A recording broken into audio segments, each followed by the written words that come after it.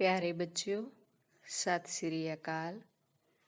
ਅੱਜ ਬੇਟਾ ਆਪਾਂ ਤੁਹਾਡੀ ਪੰਜਾਬੀ ਦੀ ਪਾਠ ਪੁਸਤਕ ਵਿੱਚ ਦਰਜ ਕਵਿਤਾ ਕਿੱਥੇ ਗਈਆਂ ਭੈਣਾਂ ਬਾਰੇ ਗੱਲ ਕਰਾਂਗੇ। ਬੱਚਿਓ, ਇਸ ਕਵਿਤਾ ਦੇ ਕਵੀ ਡਾਕਟਰ ਹਰਭਜਨ ਸਿੰਘ ਹਨ। ਬਹੁਤ ਹੀ ਪ੍ਰਸਿੱਧ ਕਵੀ ਹੈ ਬੇਟਾ ਇਹ।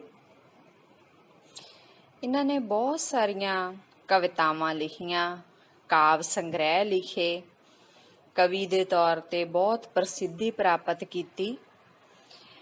ਪਰ ਕਵਿਤਾ ਤੋਂ ਇਲਾਵਾ ਪੰਜਾਬੀ ਸਾਹਿਤ ਜਗਤ ਦੇ ਵਿੱਚ ਇਹਨਾਂ ਦੀ ਪਹਿਚਾਣ ਇੱਕ ਆਲੋਚਕ ਦੇ ਤੌਰ ਤੇ ਹੈ।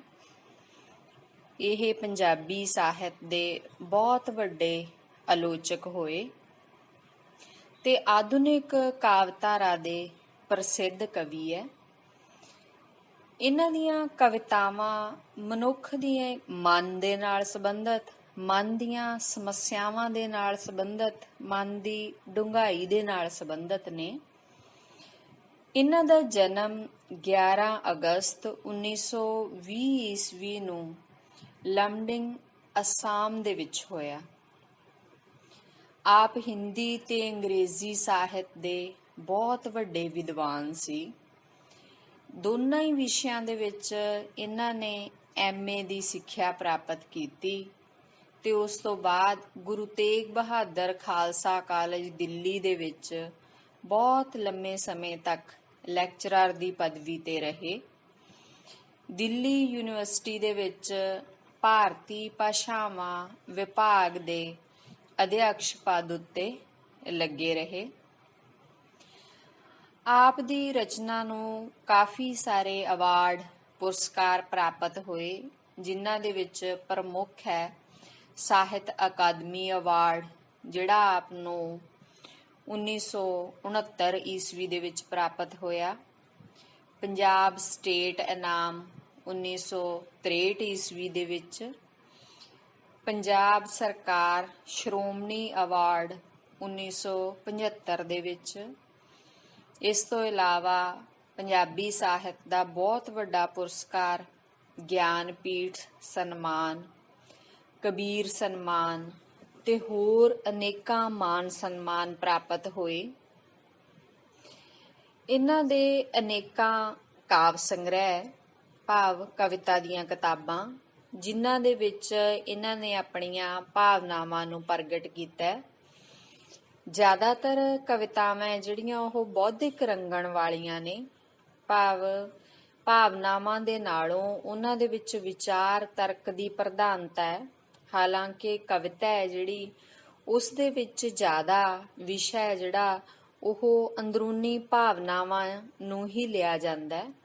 ਪਰ ਆਪਨੇ ਪੰਜਾਬੀ ਸਾਹਿਤ ਜਗਤ ਨੂੰ ਇੱਕ ਵੱਖਰਾ ਮੋੜ ਦਿੱਤਾ, ਵਿਸ਼ੇਸ਼ ਕਰਕੇ ਪੰਜਾਬੀ ਕਵਿਤਾ ਨੂੰ। ਆਪਨੇ ਜੀਵਨ ਦੀ ਨਿਰਾਸ਼ਤਾ, ਕਰਮਹੀਣਤਾ, ਸਮਾਜਿਕ ਮਨੋਵਿਗਿਆਨਕ ਪਰਿਸਥਿਤੀਆਂ, ਮਨੁੱਖੀ ਭਾਵਾਂ ਦੀ ਸੂਖਮਤਾ ਅਤੇ ਗਹਿਰਾਈ ਨੂੰ ਬਰੀਕੀ ਨਾਲ ਚਿਤਰਿਆ।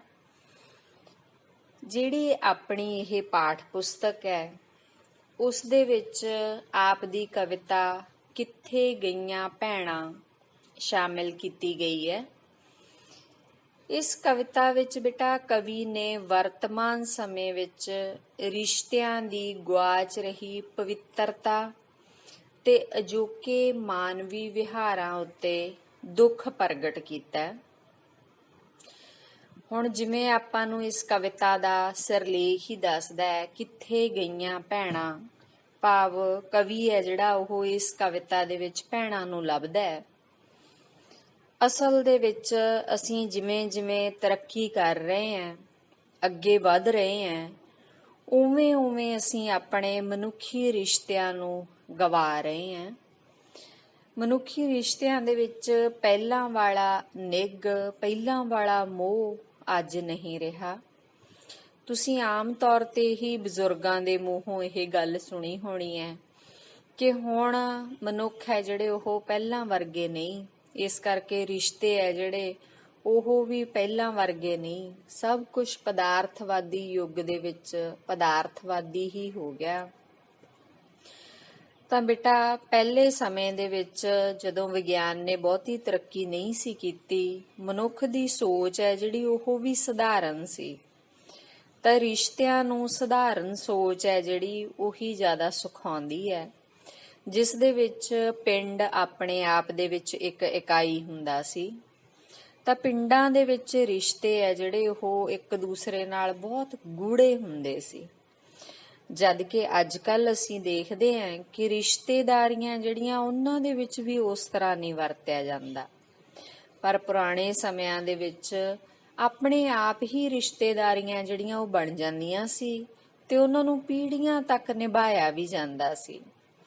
ਉੱਥੇ ਗਵਾਂਢੀ ਹੈ ਜਿਹੜਾ ਉਹ ਸਿਰਫ ਗਵਾਂਢੀ ਨਹੀਂ ਸੀ ਹੁੰਦਾ, ਸਗੋਂ ਭਰਾ ਹੁੰਦਾ ਸੀ। ਆਸੇ-ਪਾਸੇ ਗੁਆਂਢ ਦੇ ਵਿੱਚ ਭੈਣਾਂ ਸੀ, ਚਾਚੀਆਂ ਤਾਈਆਂ ਹੁੰਦੀਆਂ ਸੀ। ਜੇ ਅਸੀਂ ਨਾਨਕੇ ਜਾਂਦੇ ਤਾਂ ਉੱਥੇ ਸਾਰੇ ਪਿੰਡ ਦੀਆਂ ਔਰਤਾਂ ਸਾਡੀਆਂ ਮਾਮੀਆਂ ਹੁੰਦੀਆਂ ਸੀ, ਮਾਮੇ ਹੁੰਦੇ ਸੀ। ਭਾਵ ਰਿਸ਼ਤੇ ਹੈ ਜਿਹੜੇ ਉਹਨਾਂ ਦਾ ਨਾਂ ਹੁੰਦਾ ਸੀ। ਪਰ ਅੱਜ ਕੱਲ ਜਿਹੜੇ ਸਾਡੇ ਆਪਣੇ ਰਿਸ਼ਤੇ ਨੇ, ਸਾਡੇ ਖੂਨ ਦੇ ਰਿਸ਼ਤੇ ਨੇ, ਉਹਨਾਂ ਦੇ ਨਾਲ ਵੀ ਵਰਤਾਰਾ ਘਟ ਗਿਆ। ਭਾਵੇਂ ਅਸੀਂ ਇਹ ਕਹਿੰਦੇ ਹਾਂ ਕਿ ਸਾਨੂੰ ਸਮਾਂ ਨਹੀਂ ਮਿਲਦਾ, ਅਸੀਂ ਰਿਸ਼ਤਿਆਂ ਦੇ ਵਿੱਚ ਇਸ ਲਈ ਨਹੀਂ ਵਰਤਦੇ, ਪਰ ਬੱਚਿਓ ਅਸਲ ਦੇ ਵਿੱਚ ਰਿਸ਼ਤਿਆਂ ਦੀ ਪਵਿੱਤਰਤਾ ਹੈ ਜਿਹੜੀ ਉਹ ਖਤਮ ਹੋ ਰਹੀ ਹੈ। ਹਰ ਰੋਜ਼ ਜੇ ਤੁਸੀਂ ਸਵੇਰੇ ਅਖਬਾਰ ਖੋਲੋ ਤਾਂ ਉਹਦੇ ਵਿੱਚ ਅੱਧੀਆਂ ਖਬਰਾਂ ਜਿਹੜੀਆਂ ਉਹ ਇਹਨਾਂ ਰਿਸ਼ਤਿਆਂ ਤੇ ਹੀ ਹੁੰਦੀਆਂ ਨੇ ਕਿ ਕਿਵੇਂ ਰਿਸ਼ਤੇ ਤਾਰੋ-ਤਾਰ ਹੋ ਰਹੇ ਹੈ, ਰਿਸ਼ਤਿਆਂ ਦੀ ਪਵਿੱਤਰਤਾ ਮੁੱਕ ਰਹੀ ਹੈ।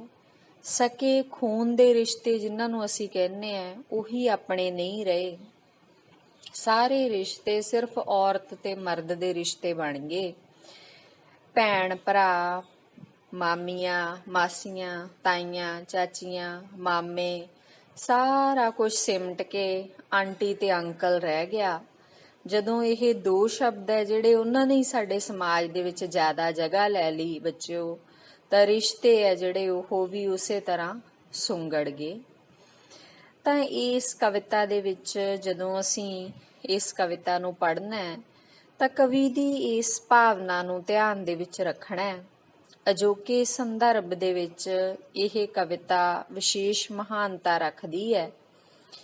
ਤਾਂ ਇਹ ਅਸੀਂ ਸੰਦੇਸ਼ ਵੀ ਕਵੀ ਦਾ ਜਿਹੜਾ ਹੈ ਉਹ ਕਬੂਲ ਕਰਨਾ ਹੈ, ਸਮਾਜ ਦੇ ਵਿੱਚ ਇਸ ਨੂੰ ਲੈ ਕੇ ਜਾਣਾ ਹੈ, ਇਹਦੇ ਤੋਂ ਪ੍ਰੇਰਨਾ ਲੈਣੀ ਹੈ, ਸਿੱਖਿਆ ਲੈਣੀ ਹੈ ਕਿ ਅਸੀਂ ਆਪਣੇ ਰਿਸ਼ਤੇ ਹੈ ਜਿਹੜੇ ਉਹਨਾਂ ਦਾ ਪਵਿੱਤਰ ਰੂਪ ਫਿਰ ਤੋਂ ਵਾਪਸ ਲੈ ਕੇ ਆਉਣਾ ਹੈ। ਅਸਲ ਦੇ ਵਿੱਚ ਇੱਕ ਪੀੜ੍ਹੀ ਹੈ ਜਿਹੜੀ ਉਸਨੂੰ ਆਪਣੀ ਆਉਣ ਵਾਲੀ ਪੀੜ੍ਹੀ ਤੇ ਬਹੁਤ ਵਿਸ਼ਵਾਸ ਹੁੰਦਾ ਹੈ, ਕਿਉਂਕਿ ਉਹ ਉਹਨਾਂ ਦੀ ਵਾਰਿਸ ਹੁੰਦੀ ਹੈ। ਵਾਰਿਸ ਸਿਰਫ ਜ਼ਮੀਨ ਜਾਇਦਾਦ ਦੇ ਹੀ ਨਹੀਂ ਹੁੰਦੇ ਬੇਟਾ, ਰਿਸ਼ਤਿਆਂ ਦੇ ਵੀ ਵਾਰਿਸ ਹੁੰਦੇ ਹੈ। ਤਾਂ ਤੁਸੀਂ ਆਉਣ ਵਾਲੇ ਸਮਾਜ ਦੀ ਨੀਂਹ ਰੱਖਣੀ ਹੈ, ਤਾਂ ਇਹ ਤੁਸੀਂ ਹੀ ਨਿਰਧਾਰਿਤ ਕਰਨਾ ਹੈ ਕਿ ਆਉਣ ਵਾਲੇ ਸਮਾਜ ਦੇ ਵਿੱਚ ਰਿਸ਼ਤੇ ਕਿਸ ਤਰ੍ਹਾਂ ਦੇ ਹੋਣਗੇ। ਤਾਂ ਕਿਉਂ ਨਾ ਆਪਾਂ ਸਾਰੇ ਕੋਸ਼ਿਸ਼ ਕਰੀਏ ਕਿ ਅਸੀਂ ਉਹ ਪਵਿੱਤਰਤਾ, ਉਹ ਨਿਰਛਲਤਾ, ਉਹ ਨਿੱਘ ਰਿਸ਼ਤਿਆਂ ਦਾ ਉਹ ਮੋਹ ਵਾਪਸ ਲੈ ਆਈਏ। ਹਰ ਇੱਕ ਰਿਸ਼ਤੇ ਨੂੰ ਬਣਦਾ ਸਤਿਕਾਰ ਦੇਈਏ। ਤੇ ਜੇ ਅਸੀਂ ਇਸ ਵਿੱਚ ਕਾਮਯਾਬ ਹੋ ਗਏ ਤਾਂ ਸਾਡਾ ਬਹੁਤ ਸੋਹਣਾ ਸਮਾਜ ਸਿਰਜਿਆ ਜਾਣਾ ਹੈ, ਜਿਸ ਦੇ ਵਿੱਚ ਫੇਰ ਕਿਸੇ ਕਵੀ ਨੂੰ ਭੈਣਾ ਲੱਭਣ ਦੀ ਲੋੜ ਨਹੀਂ ਰਹਿਣੀ, ਉਹਨੂੰ ਆਪਣੀ ਪਵਿੱਤਰਤਾ ਦਾ ਸਬੂਤ ਦੇਣ ਦੀ ਲੋੜ ਨਹੀਂ ਰਹਿਣੀ। ਫਿਰ ਤੋਂ ਰਿਸ਼ਤੇ ਹੈ ਜਿਹੜੇ ਉਹ ਪਵਿੱਤਰ ਹੋ ਜਾਣੇ ਆ। ਇੱਕ ਦੂਸਰੇ ਦੇ ਪ੍ਰਤੀ ਮਨ ਦੇ ਵਿੱਚੋਂ ਸਾਰੇ ਸ਼ੱਕ ਹੈ ਜਿਹੜੇ ਉਹ ਮੁੱਕ ਜਾਣੇ ਆ। ਤੇ ਜੇ ਇਹ ਸਾਰੇ ਸ਼ੱਕ ਖਤਮ ਹੋ ਗਏ, ਸਾਨੂੰ ਕਿਸੇ ਵੀ ਪਵਿੱਤਰਤਾ ਦਾ ਸਬੂਤ ਨਾ ਦੇਣਾ ਪਿਆ, ਹਰ ਇੱਕ ਰਿਸ਼ਤਾ ਹੈ ਜਿਹੜਾ ਉਸਦੇ ਨਾਂ ਦੇ ਲਈ ਵੀ ਪ੍ਰਮਾਣ ਨਾ ਦੇਣਾ ਪਿਆ, ਤਾਂ ਇਹ ਸਮਾਜ ਹੈ ਜਿਹੜਾ ਬੇਟਾ, ਇਹ ਧਰਤੀ ਹੈ ਜਿਹੜੀ ਉਹ ਸਵਰਗ ਬਣ ਜਾਣੀ ਹੈ। ਅੱਜ ਦੇ ਸਮੇਂ ਦੇ ਵਿੱਚ ਅਸੀਂ ਬਹੁਤ ਅਗਾਂਹ ਲੰਘੇ ਆਏ ਹਾਂ, ਸਾਡੇ ਕੋਲ ਬਹੁਤ ਸਾਰੀਆਂ ਸੁੱਖ ਸਹੂਲਤਾਂ, ਬਹੁਤ ਸਾਰੀਆਂ ਚੀਜ਼ਾਂ ਵਸਤਾਂ ਨੇ। ਬਸ ਜੇ ਕਮੀ ਹੈ ਤਾਂ ਸਮਾਜ ਦੇ ਵਿੱਚ ਇਸ ਚੀਜ਼ ਦੀ ਹੀ ਕਮੀ ਹੈ ਕਿ ਮਨੁੱਖ ਹੈ ਜਿਹੜਾ ਉਹਦੇ ਮਨ ਦੇ ਵਿੱਚ ਦੂਸਰੇ ਦੇ ਪ੍ਰਤੀ ਸ਼ੱਕ ਦੀ ਭਾਵਨਾ ਹੈ। ਤਾਂ ਇਹ ਪੈਦਾ ਹੋਣੀ ਵੀ ਕੁਦਰਤੀ ਹੈ ਬੱਚਿਓ, ਕਿਉਂਕਿ ਜਿਵੇਂ ਮੈਂ ਤੁਹਾਨੂੰ ਦੱਸਿਆ ਕਿ ਜੇ ਅਸੀਂ ਅਖਬਾਰ ਚੁੱਕਦੇ ਹਾਂ ਉਸ ਦੇ ਵਿੱਚ ਖਬਰਾਂ ਅਜਿਹੀਆਂ ਹੁੰਦੀਆਂ ਨੇ ਜਿਹੜੀਆਂ ਪੜ੍ਹ ਕੇ ਸਾਡੇ ਲੂੰ ਕੰਡੇ ਖੜੇ ਹੋ ਜਾਂਦੇ ਹੈ। ਜਿਸ ਤਰ੍ਹਾਂ ਨਾਲ ਰਿਸ਼ਤਿਆਂ ਦੇ ਵਿੱਚ ਅਮਨੁੱਖੀ ਵਰਤਾਰੇ ਦੀ ਪ੍ਰਧਾਨਤਾ ਹੋ ਰਹੀ ਹੈ, ਸਾਰਾ ਸਮਾਜ ਹੈ ਜਿਹੜਾ ਉਹ ਸ਼ੱਕੀ ਬਣ ਗਿਆ। ਤਾਂ ਆਓ ਅਸੀਂ ਉਸ ਪਵਿੱਤਰਤਾ ਨੂੰ ਵਾਪਸ ਲਿਆਉਣ ਦੀ ਕੋਸ਼ਿਸ਼ ਕਰੀਏ।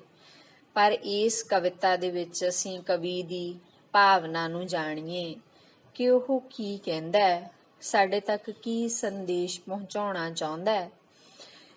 ਤਾਂ ਇਹ ਕਵਿਤਾ ਹੈ ਕਿੱਥੇ ਗਈਆਂ ਭੈਣਾਂ। ਪਹਿਲਾਂ ਮੈਂ ਤੁਹਾਨੂੰ ਕਵਿਤਾ ਪੜ੍ਹ ਕੇ ਸੁਣਾਉਣੀ ਹੈ। ਬਹੁਤ ਛੋਟੀ ਜਿਹੀ ਕਵਿਤਾ ਹੈ ਪਰ ਸੰਦੇਸ਼ ਬਹੁਤ ਵੱਡਾ ਹੈ। ਕਿੱਥੇ ਗਈਆਂ ਭੈਣਾਂ ਤੇ ਕਿੱਥੇ ਗਈਆਂ ਮਾਵਾਂ, ਥਲ ਵਿੱਚ ਸੱਸੀਆਂ ਝੱਲ ਵਿੱਚ ਹੀਰਾਂ, ਸੋਹਣੀਆਂ ਪਈਆਂ ਵਿੱਚ ਦਰਿਆਵਾਂ। ਕਿੱਥੇ ਗਈਆਂ ਗਲੀਆਂ ਉਹ ਭਲੀਆਂ ਭਲੀਆਂ, ਜਿਸ ਘਰ ਚਾਹਾਂ ਆਵਾਂ ਜਾਵਾਂ। ਹਰ ਇੱਕ ਘਰ ਦੀ ਖਾਸ ਨਿਸ਼ਾਨੀ, ਹਰ ਇੱਕ ਜੀ ਦਾ ਆਪਣਾ ਨਾਵਾਂ। ਹੁਣ ਤਾਂ ਇੱਕੋ ਜਿਹੀਆਂ ਕੰਧਾਂ, ਪਤਾ ਨਾ ਕਿਹੜੇ ਨਾਉ ਬੁਲਾਵਾਂ। ਭੈਣ ਕਹਾਂ ਤਾਂ ਦੱਸਣਾ ਪੈਂਦਾ ਆਪਣੀ ਨੀਅਤ ਦਾ ਸਰਨਾਵਾ। ਸਭ ਜਗ ਹੋਇਆ ਮਰਦ ਜ਼ਨਾਨੀ, ਬਾਕੀ ਸਭ ਛਾਵਾਂ ਪਰਛਾਵਾਂ। ਕਿੱਥੇ ਗਈਆਂ ਭੈਣਾਂ ਕਿੱਥੇ ਗਈਆਂ ਮਾਵਾਂ। ਇਹ ਆਪਣੀ ਕਵਿਤਾ ਹੈ ਬੇਟਾ, ਹਰਭਜਨ ਸਿੰਘ ਦੀ ਲਿਖੀ ਹੋਈ ਕਿੱਥੇ ਗਈਆਂ ਭੈਣਾਂ। ਤਾਂ ਇਸ ਕਵਿਤਾ ਨੂੰ ਅਸੀਂ ਜਦੋਂ ਪ੍ਰੀਖਿਆ ਦੇ ਨੁਕਤੇ ਤੋਂ ਪੜ੍ਹਦੇ ਹਾਂ ਤਾਂ ਆਪਾਂ ਇਸ ਕਵਿਤਾ ਦੇ ਭਾਵ ਅਰਥ ਸਮਝਣੇ ਹੈ। ਇਹ ਤੁਹਾਨੂੰ ਪ੍ਰੀਖਿਆ ਦੇ ਵਿੱਚ ਪ੍ਰਸੰਗ ਸਹਿਤ ਵਿਆਖਿਆ ਦੇ ਲਈ ਕੁਝ ਸਤਰਾਂ ਦਿੱਤੀਆਂ ਜਾਣਗੀਆਂ, ਜਿਸ ਦੇ ਵਿੱਚ ਤੁਸੀਂ ਪਹਿਲਾਂ ਪ੍ਰਸੰਗ ਸਿਰਲੇਖ ਦੇਣਾ। ਉਸ ਸਿਰਲੇਖ ਦੇ ਅਧੀਨ ਤੁਸੀਂ ਆਪਣੀ ਪੁਸਤਕ ਦਾ ਨਾਂ, ਉਸ ਤੋਂ ਬਾਅਦ ਕਵੀ ਦਾ ਨਾਂ, ਫਿਰ ਕਵਿਤਾ ਦਾ ਨਾਂ ਦੱਸਣਾ ਹੁੰਦਾ ਹੈ ਤੇ ਉਹਨਾਂ ਸਤਰਾਂ ਦੇ ਵਿੱਚ ਕਵੀ ਕੀ ਕਹਿਣਾ ਚਾਹੁੰਦਾ ਹੈ ਤੁਸੀਂ ਨਾਲ ਹੀ ਉਹ ਵੀ ਇੱਕ ਸਤਰ ਦੇ ਵਿੱਚ ਦੱਸਣਾ ਹੋਵੇਗਾ। ਇਹ ਬਹੁਤ ਹੀ ਆਸਾਨ ਹੈ ਕਿਉਂਕਿ ਹੁਣ ਤੱਕ ਅਸੀਂ ਬਹੁਤ ਸਾਰੀਆਂ ਕਵਿਤਾਵਾਂ ਪੜ੍ਹ ਚੁੱਕੇ ਹਾਂ, ਤੁਸੀਂ ਇਹਦੇ ਬਾਰੇ ਜਾਣ ਗਏ ਹੋ। ਦੂਸਰਾ ਹੇਠਾਂ ਅਸੀਂ ਵਿਆਖਿਆ ਦਾ ਸਿਰਲੇਖ ਦੇਵਾਂਗੇ। ਤਾਂ ਵਿਆਖਿਆ ਦੇ ਵਿੱਚ ਅਸੀਂ ਕੀ ਲਿਖਾਂਗੇ, ਵਿਆਖਿਆ ਜਿਹੜੀ ਉਹੀ ਭਾਵ ਅਰਥ ਹੀ ਹੁੰਦੀ ਹੈ ਜਿਹੜੇ ਮੈਂ ਹੁਣ ਸਾਰੀ ਕਵਿਤਾ ਦੇ ਤੁਹਾਨੂੰ ਕਰਕੇ ਦੱਸਦੀ ਹਾਂ। ਤਾਂ ਤੁਸੀਂ ਪ੍ਰਸੰਗ ਆਪਣੇ ਆਪ ਬਣਾ ਸਕਦੇ ਹੋ, ਬਣਾ ਕੇ ਇਹ ਵਿਆਖਿਆ ਹੈ ਜਿਹੜੀ ਉਹ ਪ੍ਰੀਖਿਆ ਦੇ ਵਿੱਚ ਲਿਖ ਸਕਦੇ ਹੋ। ਕਿੱਥੇ ਗਈਆਂ ਭੈਣਾਂ ਤੇ ਕਿੱਥੇ ਗਈਆਂ ਮਾਵਾਂ। ਤਾਂ ਇਹਨਾਂ ਸਤਰਾਂ ਦੇ ਵਿੱਚ ਕਵੀ ਭੈਣਾਂ ਤੇ ਮਾਵਾਂ ਨੂੰ ਲੱਭਣ ਦਾ ਯਤਨ ਕਰਦਾ ਹੈ। ਉਹ ਸਵਾਲ ਕਰਦਾ ਹੈ ਕਿ ਉਹ ਭੈਣਾਂ ਤੇ ਉਹ ਮਾਵਾਂ ਕਿੱਥੇ ਗਈਆਂ। ਭਾਵ ਉਸਨੂੰ ਅੱਜ ਦੇ ਸਮਾਜ ਦੇ ਵਿੱਚ ਭੈਣਾਂ ਤੇ ਮਾਵਾਂ ਜਿਹੜੀਆਂ ਉਹ ਨਹੀਂ ਲੱਭ ਰਹੀਆਂ। ਇਹ ਰਿਸ਼ਤੇ ਉਹਨੂੰ ਇਉਂ ਲੱਗਦਾ ਹੈ ਕਿ ਜਿਵੇਂ ਪਹਿਲਾਂ ਵਾਲੇ ਸਮਾਜ ਦੇ ਵਿੱਚ ਸੀ, ਜਿੱਥੇ ਉਹ ਜਾਂਦਾ ਸੀ ਉੱਥੇ ਬਿਨਾਂ ਕਿਸੇ ਝਿਜਕ ਦੇ ਕਿਸੇ ਵੀ ਔਰਤ ਨੂੰ ਜਾਂ ਕੁੜੀ ਨੂੰ ਉਹ ਮਾਂ ਜਾਂ ਭੈਣ ਕਹਿ ਕੇ ਬੁਲਾ ਲੈਂਦਾ ਸੀ। ਪਰ ਹੁਣ ਉਹ ਕਹਿੰਦਾ ਹੈ ਕਿ ਸਮਾਜ ਦੇ ਵਿੱਚ ਇਹ ਰਿਸ਼ਤੇ ਨਹੀਂ ਲੱਭਦੇ, ਕਿਸੇ ਨੂੰ ਵੀ ਮਾਂ ਤੇ ਭੈਣ ਕਹਿ ਕੇ ਨਹੀਂ ਬੁਲਾਇਆ ਜਾ ਸਕਦਾ। ਤਾਂ ਉਹ ਮਾਵਾਂ ਤੇ ਉਹ ਭੈਣਾਂ ਜੋ ਪਹਿਲਾਂ ਵਾਲੇ ਸਮਾਜ ਦੇ ਵਿੱਚ ਸੀਗੀਆਂ ਉਹ ਕਿੱਧਰ ਚਲੀਆਂ ਗਈਆਂ। ਥਲ ਵਿੱਚ ਸੱਸੀਆਂ ਝੱਲ ਵਿੱਚ ਹੀਰਾਂ, ਸੋਹਣੀਆਂ ਪਈਆਂ ਵਿੱਚ ਦਰਿਆਵਾਂ। ਤਾਂ ਇਹਨਾਂ ਸਤਰਾਂ ਦੇ ਵਿੱਚ ਉਹ ਉਹਨਾਂ ਔਰਤਾਂ ਨੂੰ ਯਾਦ ਕਰਦਾ ਹੈ ਜਿਹੜੀਆਂ ਨੂੰ ਪ੍ਰੀਤ ਕਥਾਵਾਂ ਦੇ ਰਾਹੀਂ ਅਸੀਂ ਅੱਜ ਯਾਦ ਕਰਦੇ ਹਾਂ, ਜਿਹੜੀਆਂ ਅਮਰ ਹੋ ਗਈਆਂ ਸਿਰਫ ਪ੍ਰੀਤ ਦੇ ਕਾਰਨ, ਪ੍ਰੇਮ ਦੇ ਕਾਰਨ।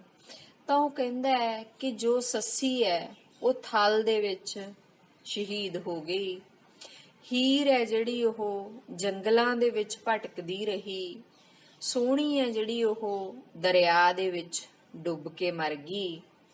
ਕੀ ਸਾਰੀਆਂ ਸੱਸੀਆਂ ਹੀਰਾਂ ਸੋਹਣੀਆਂ ਖਤਮ ਹੋ ਗਈਆਂ? ਅੱਜ ਦੇ ਸਮਾਜ ਦੇ ਵਿੱਚ ਔਰਤ ਦੀ ਇਹ ਪਵਿੱਤਰ ਤਸਵੀਰ ਕਿਧਰੋਂ ਵੀ ਨਹੀਂ ਲੱਭਦੀ। ਤਾਂ ਇਹ ਸਾਰੀਆਂ ਕਿੱਥੇ ਚਲੀਆਂ ਗਈਆਂ? ਕਿੱਥੇ ਗਈਆਂ ਗਲੀਆਂ ਉਹ ਭਲੀਆਂ ਭਲੀਆਂ, ਜਿਸ ਘਰ ਚਾਹਾਂ ਆਵਾਂ ਜਾਵਾਂ। ਤਾਂ ਇਹਨਾਂ ਸਤਰਾਂ ਦੇ ਵਿੱਚ ਕਵੀ ਉਹ ਪੁਰਾਣੇ ਸਮਾਜ ਦੇ ਘਰ ਹੈ ਜਿਹੜੇ ਉਹਨਾਂ ਦੀ ਖੋਜ ਕਰਦਾ ਹੈ। ਉਹ ਕਹਿੰਦਾ ਜਿਸ ਘਰ ਦੇ ਵਿੱਚ ਮੈਂ ਚਾਹੁੰਦਾ ਸੀ ਉਸ ਘਰ ਦੇ ਵਿੱਚ ਆਪਣੇ ਆਂਢ ਗੁਆਂਢ ਚਲਾ ਜਾਂਦਾ ਸੀ, ਜਦੋਂ ਜੀ ਕਰਦਾ ਉਦੋਂ ਚਲਾ ਜਾਂਦਾ ਸੀ। ਉਹ ਗਲੀਆਂ ਜਿਹੜੀਆਂ ਉਹ ਬਹੁਤ ਹੀ ਭਲੀਆਂ ਸੀ, ਭਾਵ ਉਹ ਸਮਾਂ ਜਿਹੜਾ ਉਹ ਬਹੁਤ ਭਲਾ ਸੀ, ਜਿਸ ਦੇ ਵਿੱਚ ਕੋਈ ਰੋਕ ਟੋਕ ਨਹੀਂ ਸੀ। ਹਰ ਘਰ ਦੇ ਵਿੱਚ ਬਿਨਾਂ ਕਿਸੇ ਝਿਜਕ ਤੋਂ ਜਾਇਆ ਜਾ ਸਕਦਾ ਸੀ, ਕਿਉਂਕਿ ਕਿਸੇ ਦੇ ਮਨ ਦੇ ਵਿੱਚ ਕੋਈ ਖੋਟ ਨਹੀਂ ਸੀ। ਹਰ ਇੱਕ ਦੇ ਨਾਲ ਨਿਸੰਗ ਹੋ ਕੇ ਵਰਤਿਆ ਜਾਂਦਾ ਸੀ। ਹਰ ਘਰ ਦੇ ਵਿੱਚ ਭੈਣ ਤੇ ਮਾਂ ਦਿਖਾਈ ਦਿੰਦੀ ਸੀ। ਉਹਨਾਂ ਨੂੰ ਆਪਣੇ ਮਨ ਦੇ ਲਈ ਕੋਈ ਪਵਿੱਤਰਤਾ ਦਾ ਸਬੂਤ ਨਹੀਂ ਸੀ ਦੇਣਾ ਪੈਂਦਾ। ਉਹਨਾਂ ਨੂੰ ਨਿਝਿਜਕ ਹੋ ਕੇ ਮਾਂ ਤੇ ਭੈਣ ਕਹਿ ਕੇ ਬੁਲਾਇਆ ਜਾਂਦਾ ਸੀ।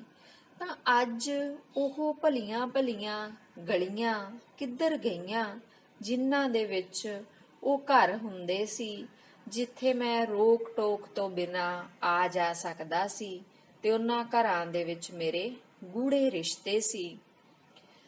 ਹਰ ਇੱਕ ਘਰ ਦੀ ਖਾਸ ਨਿਸ਼ਾਨੀ, ਹਰ ਇੱਕ ਜੀ ਦਾ ਆਪਣਾ ਨਾਵਾਂ।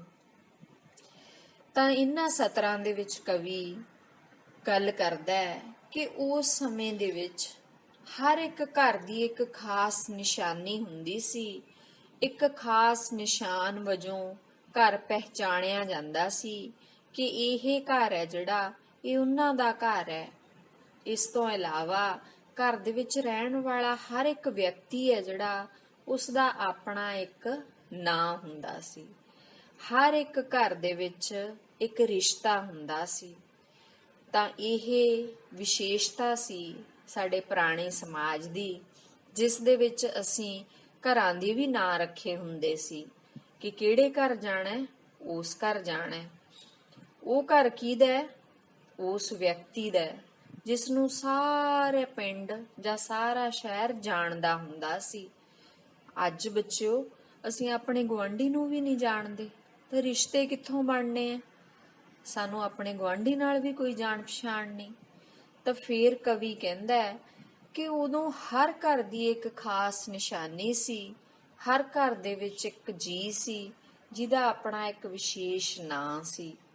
ਹੁਣ ਉਹ ਕਿੱਥੇ ਗਏ ਸਾਰੇ? ਹੁਣ ਤਾਂ ਇੱਕੋ ਜਿਹੀਆਂ ਕੰਧਾਂ, ਪਤਾ ਨਾ ਕਿਹੜੇ ਨਾਂਉ ਬੁਲਾਵਾਂ। ਤਾਂ ਹੁਣ ਕਵੀ ਨੂੰ ਇਉਂ ਲੱਗਦਾ ਹੈ ਕਿ ਜਿੰਨੇ ਵੀ ਘਰ ਨੇ ਆਸੇ ਪਾਸੇ, ਸਾਰੇ ਘਰ ਹੀ ਇੱਕੋ ਜਿਹੇ ਨੇ। ਕਿਸੇ ਘਰ ਦਾ ਦੂਸਰੇ ਘਰ ਨਾਲੋਂ ਕੋਈ ਫਰਕ ਨਹੀਂ ਲੱਗਦਾ। ਤੁਹਾਨੂੰ ਪਤਾ ਹੈ ਨਾ ਕਿ ਵੱਡੇ ਸ਼ਹਿਰਾਂ ਦੇ ਵਿੱਚ ਇੱਕੋ ਜਿਹੇ ਘਰ ਹੈ ਜਿਹੜੇ ਉਹ ਪਾਏ ਜਾਂਦੇ ਆ। ਇਕੱਠੇ ਇਕੱਠੇ ਉਹਨਾਂ ਦੀ ਬਣਤਰ ਇੱਕੋ ਜਿਹੀ ਹੁੰਦੀ ਹੈ। ਤਾਂ ਕੁਛ ਦੂਰੀ ਤੇ ਬਾਅਦ ਦੇ ਵਿੱਚ ਫਿਰ ਕੁਛ ਇੱਕੋ ਜਿਹੇ ਘਰ ਹੁੰਦੇ ਨੇ। ਇਹ ਇੱਕ ਨਵਾਂ ਸਾਡਾ ਸੱਭਿਆਚਾਰ ਜਿਹੜਾ ਹੈ ਉਹ ਪੈਦਾ ਹੋ ਰਿਹਾ ਹੈ। ਤਾਂ ਕਵੀ ਨੂੰ ਇਉਂ ਲੱਗਦਾ ਹੈ ਕਿ ਹੁਣ ਤਾਂ ਇੱਕੋ ਜਿਹੀਆਂ ਕੰਧਾਂ ਨੇ ਘਰਾਂ ਦੀਆਂ, ਪਤਾ ਹੀ ਨਹੀਂ ਲੱਗਦਾ ਕਿਹਨੂੰ ਮੈਂ ਕਿਹੜੇ ਨਾਂ ਦੇ ਨਾਲ ਬੁਲਾਵਾਂ। ਤਾਂ ਇਹ ਜਿਹੜੇ ਅਸੀਂ ਇੱਕੋ ਜਿਹੇ ਘਰ ਪੈਦਾ ਕਰਤੇ, ਉਹਨਾਂ ਦੇ ਵਿੱਚ ਰਿਸ਼ਤੇ ਆ ਜਿਹੜੇ ਉਹ ਦੋ ਨਾਵਾਂ ਦੇ ਵਿੱਚ ਹੀ ਸਮਾ ਗਏ। ਹੁਣ ਮੈਨੂੰ ਇਉਂ ਨਹੀਂ ਪਤਾ ਲੱਗਦਾ ਕਿ ਮੈਂ ਘਰ ਦੇ ਉਹਨਾਂ ਦੇ ਅੰਦਰ ਜਾ ਕੇ ਕਿਹੜੇ ਰਿਸ਼ਤੇ ਦੇ ਨਾਂ ਦੇ ਨਾਲ ਘਰ ਦੇ ਜੀਆਂ ਨੂੰ ਬੁਲਾਵਾਂ। ਭੈਣ ਕਹਾਂ ਤਾਂ ਦੱਸਣਾ ਪੈਂਦਾ ਆਪਣੀ ਨੀਅਤ ਦਾ ਸਰਨਾਮਾ। ਬਹੁਤ ਹੀ ਪਵਿੱਤਰ ਸ਼ਬਦ ਹੈ ਬੇਟਾ ਆਪਣੇ ਸੱਭਿਆਚਾਰ ਦਾ ਭੈਣ। ਭੈਣ ਦਾ ਮਤਲਬ ਅਸੀਂ ਇਹ ਮੰਨਦੇ ਹਾਂ ਕਿ ਉਹ ਇੱਜ਼ਤ ਹੈ, ਸਾਡੇ ਘਰ ਦੀ ਮਾਨ ਮਰਿਆਦਾ ਹੈ। ਪਰ ਹੁਣ ਇਸ ਸ਼ਬਦ ਦੀ ਉਸ ਤਰ੍ਹਾਂ ਦੀ ਅਹਿਮੀਅਤ ਹੀ ਨਹੀਂ ਰਹੀ। ਹੁਣ ਜੇਕਰ ਕਿਸੇ ਘਰ ਦੇ ਵਿੱਚ ਜਾ ਕੇ ਕਿਸੇ ਨੂੰ ਭੈਣ ਵੀ ਕਿਹਾ ਜਾਂਦਾ ਹੈ ਤਾਂ ਪਹਿਲਾਂ ਸਬੂਤ ਦੇਣਾ ਪੈਂਦਾ ਹੈ ਕਿ ਮੈਂ ਇਹ ਰਿਸ਼ਤੇ ਦਾ ਨਾਂ ਆਪਣੇ ਮਨੋਂ ਲੈ ਰਿਹਾ ਹਾਂ। ਮੇਰਾ ਮਨ ਹੈ ਜਿਹੜਾ ਉਹ ਵੀ ਮੇਰੀ ਜ਼ੁਬਾਨ ਦੀ ਤਰ੍ਹਾਂ ਪਵਿੱਤਰ ਹੈ। ਤਾਂ ਇਹ ਰਿਸ਼ਤਾ ਹੈ ਜਿਹੜਾ ਹੁਣ ਉਸ ਤਰ੍ਹਾਂ ਦੀ ਗਰਿਮਾ ਹੈ ਜਿਹੜੀ, ਉਸ ਤਰ੍ਹਾਂ ਦਾ ਆਪਣੀ ਵਿਸ਼ੇਸ਼ਤਾ ਹੈ ਜਿਹੜੀ ਉਹ ਨਹੀਂ ਰੱਖਦਾ, ਸਗੋਂ ਇਹਦੇ ਅਰਥ ਹੈ ਜਿਹੜੇ ਉਹ ਵੀ ਗੁਆਚਦੇ ਜਾਂਦੇ ਹੈ। ਸਾਰਾ ਜਗ ਹੋਇਆ ਮਰਦ ਜਨਾਨੀ, ਬਾਕੀ ਸਭ ਛਾਵਾਂ ਪਰਛਾਵਾਂ। ਤਾਂ ਕਵੀ ਨੂੰ ਇਉਂ ਲੱਗਦਾ ਹੈ ਕਿ ਸਾਰੀ ਦੁਨੀਆ ਦੇ ਵਿੱਚ ਰਿਸ਼ਤੇ ਹੈ ਜਿਹੜੇ ਉਹ ਮਰਦ ਤੇ ਜਨਾਨੀ ਦੇ ਰਿਸ਼ਤੇ ਹੀ ਰਹਿ ਗਏ। ਭਾਵ ਔਰਤ ਮਰਦ ਤੋਂ ਇਲਾਵਾ ਇਉਂ ਲੱਗਦਾ ਹੈ ਕਿ ਸਾਰੇ ਰਿਸ਼ਤੇ ਹੀ ਖਤਮ ਹੋ ਗਏ। ਕਿਉਂਕਿ ਜੇਕਰ ਕਿਸੇ ਲੜਕੀ ਨੂੰ, ਕਿਸੇ ਕੁੜੀ ਨੂੰ ਬੁਲਾਇਆ ਜਾਂਦਾ ਹੈ ਤਾਂ ਇਉਂ ਲੱਗਦਾ ਹੈ ਕਿ ਉਹੀ ਰਿਸ਼ਤਾ ਹੈ। ਜੇ ਉਹ ਕਿਸੇ ਆਦਮੀ ਨੂੰ ਬੁਲਾਉਂਦੀ ਹੈ ਤਾਂ ਇਉਂ ਲੱਗਦਾ ਹੈ ਕਿ ਉਹੀ ਰਿਸ਼ਤਾ ਹੈ, ਕਿਉਂਕਿ ਸਾਰੇ ਪਾਸੇ ਸ਼ੱਕ ਹੈ। ਸ਼ੱਕ ਕਿਉਂ ਪੈਦਾ ਹੋਇਆ? ਕਿਉਂਕਿ ਬੇਟਾ ਰਿਸ਼ਤੇ ਹੈ ਜਿਹੜੇ ਉਹ ਆਪਦਾ ਨਿੱਘ ਗਵਾ ਬੈਠੇ, ਆਪਦੇ ਅਰਥ ਗਵਾ ਬੈਠੇ। ਤਾਂ ਇਸ ਕਰਕੇ ਕਵੀ ਕਹਿੰਦਾ ਹੈ ਕਿ ਸਾਰਾ ਕੁਝ ਛਾਂ ਪਰਛਾਂ ਹੀ ਹੈ, ਕਿਤੇ ਕੋਈ ਸਾਨੂੰ ਚਾਨਣਾ ਨਹੀਂ ਦਿਖਾਈ ਦਿੰਦਾ, ਸਗੋਂ ਹਨੇਰਾ ਹੀ ਹਨੇਰਾ ਆਸੇ ਪਾਸੇ ਰਿਸ਼ਤਿਆਂ ਦਾ ਹੈ। ਕਿੱਥੇ ਗਈਆਂ ਭੈਣਾਂ, ਕਿੱਥੇ ਗਈਆਂ ਮਾਵਾਂ। ਤਾਂ ਇਹੋ ਜਿਹੇ ਹਾਲਾਤਾਂ ਦੇ ਵਿੱਚ ਕਵੀ ਨੂੰ ਇਉਂ ਨਹੀਂ ਪਤਾ ਲੱਗਦਾ ਕਿ ਉਹ ਭੈਣਾਂ, ਉਹ ਮਾਵਾਂ, ਇਹਨਾਂ ਨਾਵਾਂ ਦੇ ਵਿੱਚ, ਇਹਨਾਂ ਰਿਸ਼ਤਿਆਂ ਦੇ ਵਿੱਚ ਹੀ ਜਿਹੜਾ ਇੰਨਾ ਜ਼ਿਆਦਾ ਨਿੱਘ ਸੀ, ਇੰਨਾ ਸਤਿਕਾਰ ਸੀ, ਉਹ ਕਿੱਥੇ ਚਲਾ ਗਿਆ, ਕਿੱਥੇ ਗਵਾਚ ਗਿਆ। ਇਹਨਾਂ ਰਿਸ਼ਤਿਆਂ ਦੀ ਪਵਿੱਤਰਤਾ ਹੈ ਜਿਹੜੀ ਉਹ ਕਿੱਥੇ ਚਲੀ ਗਈ। ਤਾਂ ਇਹ ਸਾਡੀ ਕਵਿਤਾ ਸੀ ਬੇਟਾ, ਕਿੱਥੇ ਗਈਆਂ ਭੈਣਾਂ।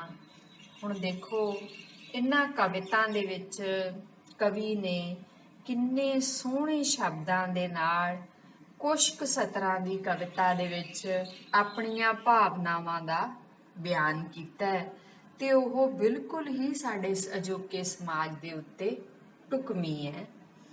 ਤਾਂ ਜਦੋਂ ਇਹ ਬੇਟਾ ਕਵਿਤਾ ਪੜ੍ਹਨੀ ਹੈ ਤਾਂ ਹੇਠਾਂ ਕੁਝ ਸ਼ਬਦਾਂ ਦੇ ਅਰਥ ਹੈ, ਔਖੇ ਸ਼ਬਦਾਂ ਦੇ ਅਰਥ।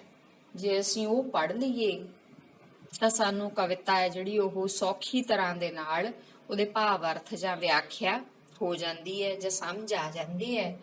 ਉਹ ਹੈਗੇ ਨੇ ਸ਼ਬਦ ਅਰਥ ਕੁਛ। ਝੱਲ, ਝੱਲ ਦਾ ਭਾਵ ਹੈ ਜੰਗਲ। ਨੀਅਤ, ਨੀਅਤ ਦਾ ਭਾਵ ਹੈ ਇੱਛਾ। ਅੱਗੇ ਪਾਠ ਦਾ ਅਭਿਆਸ ਹੈ। ਪਹਿਲਾ ਪ੍ਰਸ਼ਨ ਹੈ, ਹੇਠ ਲਿਖੇ ਕਾਵਿ-ਬੰਧ ਦੀ ਪ੍ਰਸੰਗ ਸਹਿਤ ਵਿਆਖਿਆ ਕਰੋ। ਕਾਵਿ-ਬੰਧ ਭਾਵ ਕਾਵਿ ਦੀਆਂ, ਕਵਿਤਾ ਦੀਆਂ ਕੁਝ ਸਤਰਾਂ ਦਿੱਤੀਆਂ। ਜਿਵੇਂ ਮੈਂ ਤੁਹਾਨੂੰ ਸ਼ੁਰੂ 'ਚ ਦੱਸਿਆ ਹੈ ਕਿ ਪ੍ਰਸੰਗ ਸਹਿਤ ਵਿਆਖਿਆ ਕਰਨੀ ਹੈ। ਆਪਾਂ ਤਾਂ ਸਾਰੀ ਕਵਿਤਾ ਦੀ ਪ੍ਰਸੰਗ ਸਹਿਤ ਵਿਆਖਿਆ ਕਰ ਲਈ ਹੈ। ਹੁਣ ਕੋਈ ਵੀ ਸਤਰਾਂ ਤੁਹਾਨੂੰ ਪੁੱਛੀਆਂ ਜਾਣ, ਤੁਸੀਂ ਬੜੀ ਆਸਾਨੀ ਦੇ ਨਾਲ ਦੱਸ ਸਕਦੇ ਹੋ। ਦੂਸਰਾ ਪ੍ਰਸ਼ਨ ਹੈ, ਕਿੱਥੇ ਗਈਆਂ ਭੈਣਾਂ ਕਵਿਤਾ ਦਾ ਕੇਂਦਰੀ ਭਾਵ ਲਿਖੋ। ਕੇਂਦਰੀ ਭਾਵ ਹੁੰਦਾ ਹੈ ਕਿ ਸਾਰੀ ਦੀ ਸਾਰੀ ਕਵਿਤਾ ਦੇ ਵਿੱਚ ਕਵੀ ਕੀ ਕਹਿਣਾ ਚਾਹੁੰਦਾ ਹੈ। ਅਸੀਂ 2-3 ਸਤਰਾਂ ਦੇ ਵਿੱਚ ਦੱਸਣਾ ਹੁੰਦਾ ਹੈ ਕਿ ਇਹ ਕਵਿਤਾ ਦੇ ਵਿੱਚ ਉਹਨੇ ਕਿਹੜੀ ਗੱਲ ਹੈ ਜਿਹੜੀ ਉਸ ਨੂੰ ਵਿਸ਼ਾ ਬਣਾਇਆ ਹੈ ਜਾਂ ਉਹਦੇ ਤੇ ਉਹ ਕੇਂਦਰਿਤ ਹੋਇਆ। ਤਾਂ ਇਸ ਕਵਿਤਾ ਦੇ ਵਿੱਚ ਆਪਾਂ ਦੱਸ ਸਕਦੇ ਹਾਂ ਬੇਟਾ ਕਿ ਕਵੀ ਹੈ ਜਿਹੜਾ ਉਹ ਅਜੋਕੇ ਸਮਾਜ ਦੇ ਵਿੱਚੋਂ ਰਿਸ਼ਤਿਆਂ ਦੀ ਪਵਿੱਤਰਤਾ ਤੇ ਰਿਸ਼ਤਿਆਂ ਦਾ ਨਿੱਘ ਲੱਭ ਰਿਹਾ ਹੈ। ਉਹਨੂੰ ਇਉਂ ਮਹਿਸੂਸ ਹੁੰਦਾ ਹੈ ਕਿ ਅੱਜ ਦੇ ਸਮਾਜ ਦੇ ਵਿੱਚ ਭੈਣਾਂ ਤੇ ਮਾਵਾਂ ਵਰਗੇ ਰਿਸ਼ਤੇ ਹੈ ਜਿਹੜੇ ਉਹ ਵੀ ਆਪਣਾ ਨਿੱਘ ਗਵਾ ਬੈਠੇ ਹੈ, ਕਿਉਂਕਿ ਹਰ ਇੱਕ ਵਿਅਕਤੀ ਨੂੰ ਆਪਣੇ ਪਵਿੱਤਰ ਹੋਣ ਦਾ ਸਬੂਤ ਦੇਣਾ ਪੈਂਦਾ ਹੈ। ਤੀਸਰਾ ਪ੍ਰਸ਼ਨ ਵਸਤੂਨਿਸ਼ਠ ਪ੍ਰਸ਼ਨ ਭਾਵ ਛੋਟੇ ਪ੍ਰਸ਼ਨ ਨੇ, ਜਿਸ ਦੇ ਵਿੱਚ ਊੜਾ ਹੈ।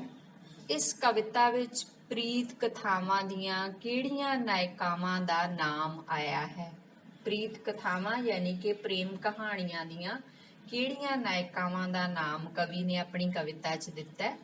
ਉਹਨੇ ਸੱਸੀ ਦਾ, ਹੀਰ ਦਾ ਤੇ ਸੋਹਣੀ ਦਾ ਨਾਮ ਦਿੱਤਾ ਹੈ। ਆੜਾ ਪ੍ਰਸ਼ਨ ਹੈ, ਇਸ ਕਵਿਤਾ ਅਨੁਸਾਰ ਹੁਣ ਰਿਸ਼ਤਿਆਂ ਨੂੰ ਕਿਵੇਂ ਦੇਖਿਆ ਜਾਂਦਾ ਹੈ। ਤਾਂ ਇਸ ਕਵਿਤਾ ਦੇ ਅਨੁਸਾਰ ਕਵੀ ਹੈ ਜਿਹੜਾ ਉਹ ਇਹ ਕਹਿੰਦਾ ਹੈ ਕਿ ਹੁਣ ਰਿਸ਼ਤਿਆਂ ਨੂੰ ਇੱਕ ਮਰਦ ਤੇ ਔਰਤ ਦੇ ਸਬੰਧਾਂ ਦੇ ਰੂਪ ਦੇ ਵਿੱਚ ਹੀ ਪ੍ਰਗਟ ਕੀਤਾ ਜਾਂਦਾ ਹੈ। ਬਾਕੀ ਸਾਰੇ ਰਿਸ਼ਤੇ ਆ ਜਿਹੜੇ ਉਹਨਾਂ ਦਾ ਨਿੱਘ ਖਤਮ ਹੋ ਚੁੱਕਿਆ ਹੈ। ਈੜੀ ਪ੍ਰਸ਼ਨ ਹੈ ਕਿ ਹੁਣ ਸੱਚਮੁੱਚ ਮਾਵਾਂ ਭੈਣਾਂ ਦੇ ਸੁੱਚੇ ਰਿਸ਼ਤੇ ਗੁਆਚ ਗਏ ਹਨ? ਤਾਂ ਇਹ ਬੱਚਿਓ, ਤੁਸੀਂ ਆਪਣੀ ਸੋਚ ਦੇ ਆਧਾਰ ਤੇ, ਆਪਣੀ ਅਨੁਭਵ ਦੇ ਆਧਾਰ ਤੇ, ਆਲੇ ਦੁਆਲੇ ਚੋਂ ਲਈ ਸੋਝੀ ਦੇ ਆਧਾਰ ਤੇ ਦੱਸਣਾ ਹੈ ਕਿ ਤੁਹਾਨੂੰ ਕੀ ਲੱਗਦਾ ਹੈ। ਕਵੀ ਹੈ ਜਿਹੜਾ ਉਹ ਸਾਨੂੰ ਕਹਿੰਦਾ ਹੈ ਕਿ ਹੁਣ ਇਹ ਮਾਵਾਂ ਤੇ ਭੈਣਾਂ ਦੇ ਸੁੱਚੇ ਰਿਸ਼ਤੇ ਗੁਆਚ ਗਏ। ਕੀ ਸੱਚਮੁੱਚ ਗੁਆਚ ਗਏ? ਤੁਹਾਨੂੰ ਕੀ ਲੱਗਦਾ? ਤੁਸੀਂ ਆਪਣੇ ਸ਼ਬਦਾਂ 'ਚ ਦੱਸੋ।